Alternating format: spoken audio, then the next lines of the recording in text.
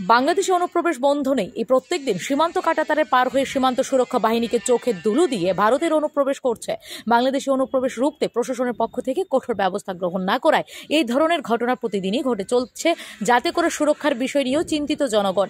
সোমবার গোপন খবরের ভিত্তিতে জিআরপি, আরপিএফ ও বিএসএফ যৌথভাবে অভিযান চালিয়ে 3 বাংলাদেশি মহিলাকে আটক করে। মঙ্গলবার জিআরপি থানার ওসি তাপস দাস সংবাদ মাধ্যমকে মুখোমুখি হয়ে জানান, ধৃত পশ্চিম বাংলাদেশ মহিলা অবৈধ উপায়ে বাংলাদেশ থেকে ভারতে প্রবেশ করে তারা ট্রেন করে বহিরাজ্যে পাড়ি দেওয়ার উদ্দেশ্যে আগরতলা রেল স্টেশনে আসা তাদেরকে আটক করা হয়। তাদের কাছ থেকে বাংলাদেশি কারেন্সি পাওয়া যায়।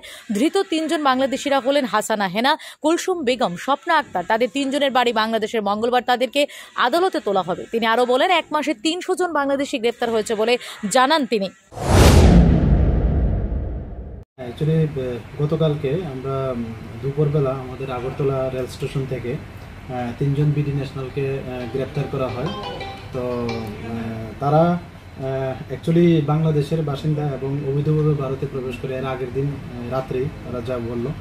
তো একজনের নাম জিজ্ঞেস করলো বলে হাসনা হেনা, যিনি সাতক্ষীরা জেলার বাংলাদেশে, এবং আরেকজন হলেন কুলসুম বেগম, উনি নড়াইল জেলার বাংলাদেশ, এবং স্বপ্না আক্তার, উনি চট্টগ্রাম জেলার বাংলাদেশ। তো তাদের কাছ থেকে আমরা বাংলাদেশি কিছু কারেন্সি এবং ইন্ডিয়ান কারেন্সি এবং তাদের কিছু ডকুমেন্টও পেয়েছি, যেগুলি সিজ করা হয়েছে। এবং এই সুবাদে গতকালই আমাদের আগরতলা জিআরপি থানাতে ওনাদের এগেনস্টে একটা মামলা নেওয়া হয়েছে।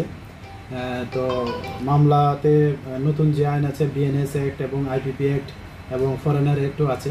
তো আমরা এই অপারেশনটা জয়েন্টলি করেছি। আমরা আগরতলা জিআরপিএস, বিএসএফ এবং আমাদের যে আগরতলা আরপিএফ আছে, সবাই মিলে আমরা এই অপারেশনটা করেছি on the basis of secret information.